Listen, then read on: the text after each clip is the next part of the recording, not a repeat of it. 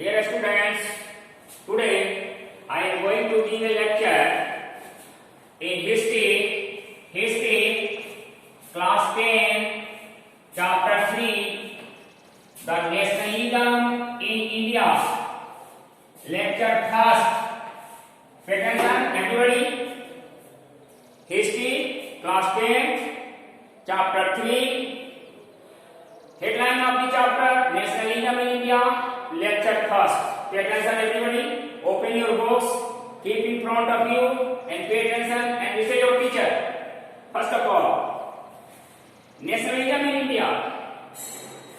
As you know, pay attention. Page number 53. Everybody open. Page number 53. Headline: Nationalism in India. Students, as we know that the growth of nationalism in India up to the first decade of 20th century. Okay? Nationalism captured the imagination of people and different social groups participated in Indian national movement from a long time under the leadership of Mahatma Gandhi and got independence on 15 August 1947 as we know. Pay attention. Now, point 1. Everybody, open, keep in front of your books, and page number 54. Point 1. The First World War, जो आपको 1914 में हुआ था, 1914 to 1918 तक चला था, जिसमें यूरोपीय कंट्री थे, एक धुरी राष्ट्र की ओर से जर्मनी था, ऑस्ट्रिया हंगरी था और तुर्की था। अलायंस कंट्री की ओर से इंग्लैंड, फ्रांस और रशिया था। खिलाफत and non cooperation movement. Point 1, जैसा आप जानते हैं कि फर्स्ट वर्ल्ड वॉर 1914 में स्टार्ट हुआ या 1918 तक चला। उस समय इंडिया ब्रिटिश गवर्नमेंट का पार्ट था, हिस्सा था, अर्थात इंडिया में ब्रिटिश गवर्नमेंट शासन करती थी और ब्रिटिश गवर्नमेंट ने इंडियन लोगों से हेल्प मांगा था उसमें, जिसमें यहाँ के लोगों ने सेना में भर्ती होकर जाकर ब्रिटेन को काफी हेल्प किया और वार को जीता। जिसमें वार को तो जीत लिया, लेकिन तुर्की सम्राट उसमें पराजित हुआ, जर्मनी और ऑस्ट्रिया के साथ साथ। लेकिन तुर्की की ऐसी बात थी कि तुर्की का जो खलीफा था, पूरे वर्ल्ड के इस्लामिक लीडर था खलीफा। तो इंडियन इस्लाम लोग जो थे वे काफी दुखित थे। रूमर्स फैला था कि उनको कैदखाने में डाल दिया गया है और उनको ह्यूमिलिएट किया जा रहा है, निरादर किया जा रहा है। इसके अगेंस्ट में मुंबई में खिलाफत कमेटी, जो मुस्लिमों की कमेटी थी, खिलाफत कमेटी ने मार्च 1919 में एक कमेटी बुलाई, मीटिंग बुलाई बॉम्बे में, और वहां पर ब्रदर्स मोहम्मद अली और शफकत अली के नेतृत्व में मीटिंग संपन्न हुआ और ये दोनों ब्रदर्स गांधी जी से मुलाकात की। गांधी से मिलने के बाद गांधी जी एक्सेप्ट किए, हेल्प मांगना चाहते थे कि हम आपके साथ हैं, आपके नॉन कोऑपरेशन मूवमेंट में भी हम आना चाहते हैं, हम खिलाफत मूवमेंट स्टार्ट करना चाहते हैं ब्रिटिश गवर्नमेंट के साथ। हमारी डिमांड है कि तुर्की सम्राट को मुक्त कर दिया जाए, स्वतंत्र कर दिया जाए, उनके टोटल अधिकार को पुनः वापस लिया जाए। गांधी जी इस बात को एक्सेप्ट कर लिए। गांधी जी तो चाहते थे कि इंडिया में हर तबके के लोग, हर क्लास के लोग मेरे साथ हो, ताकि बड़े पैमाने पर, नेशनल लेवल पर, नेशनल वाइड पर हम इस अपने मूवमेंट को चला सकें और सफलता हासिल कर सकें। गांधी जी ने इसको ओके कर दिया और आप जानते हैं कि सितंबर 1920 में आप कलकत्ता में कांग्रेस की मीटिंग बुलाई गई और उस कांग्रेस ने अपनी मीटिंग में पास किया कि नॉन कोऑपरेशन मूवमेंट स्टार्ट किया जा रहा है गांधी जी के नेतृत्व में। और गांधी जी ने उस मीटिंग को ओके किया और 1920 से एक खिलाफत मूवमेंट और नॉन कोऑपरेशन मूवमेंट स्टार्ट हो गया। ठीक है ना? Now pay attention 1.1 the headline of 1.1 is the idea of the सत्याग्रह। ये आइडिया ऑफ द सत्याग्रह गांधी जी की आइडिया है। आप जानते हैं कि सत्याग्रह का मतलब होता है सत्य के लिए आग्रह, अनजस्टिस के अगेंस्ट में मूवमेंट। तो गांधी जी ने सत्याग्रह चलाया। आप जानते हैं कि Gandhi ji returned to India from South Africa in 1915 and then he organized so many satyagraha in India।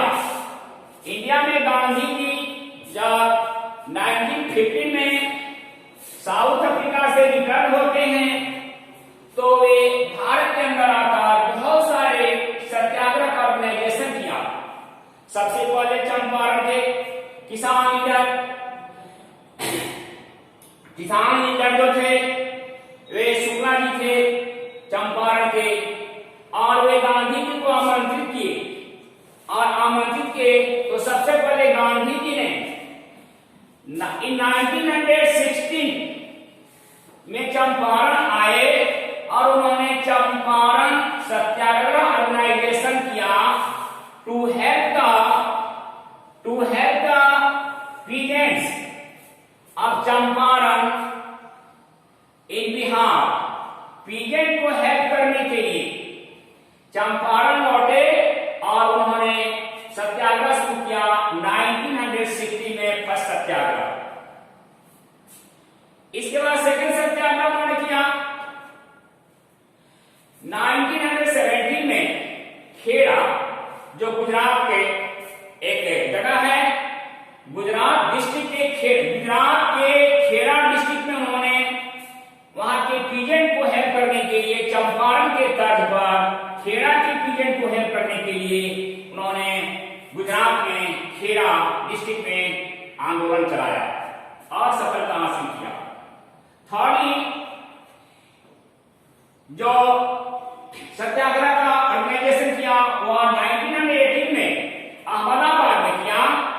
और अहमदाबाद में जो सत्याग्रह किया to help the workers of the cotton mill of Ahmedabad. Ahmedabad के कॉटन वर्कर्स को हेल्प करने के लिए किया, उसमें भी उन्हें सफलता हासिल हुआ और जिससे उनका उत्साह बढ़ा और वे आगे बढ़ते गए। नेक्स्ट आइए 1.2 द रॉलेट एक्ट। आप जानते हैं कि रॉलेट एक्ट जो था ब्रिटिश गवर्नमेंट ने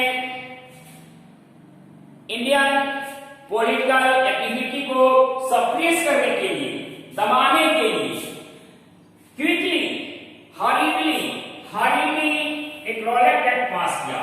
the British government pass the Rowlatt act, नहीं हरीली to suppress the political activity of India and allow the detention of the political prisoner without trial for 2 years। यानी Rowlatt act एक ऐसा काला act था, ऐसा काला कानून था जो अंग्रेजी सरकार के अगेंस्ट में जो भारतीय राजनेता जो आंदोलन चला रहे थे आजादी के लिए, उसको सप्रेस करने के लिए, दबाने के लिए रॉलेट एक्ट ब्रिटिश गवर्नमेंट ने पास किया। इस रॉलेट एक्ट की विशेषता यह थी कि ब्रिटिश गवर्नमेंट को इनॉर्मस पावर दिया, काफी अथाह शक्ति दे दिया। इस पावर के तहत ब्रिटिश गवर्नमेंट किसी भी भारतीय पॉलिटिकल लीडर को 2 साल तक कैदखाने में डाल सकती थी और उस पर किसी तरह से 2 साल के अंदर किसी प्रकार का ट्रायल नहीं हो सकता था। इस तरह का काला कानून था जिसके अगेंस्ट में आंदोलन शुरू किया गांधी जी ने और उसका नाम रखा रॉलेट मूवमेंट।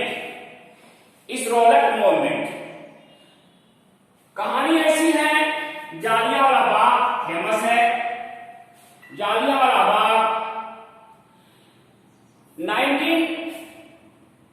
1990 में 13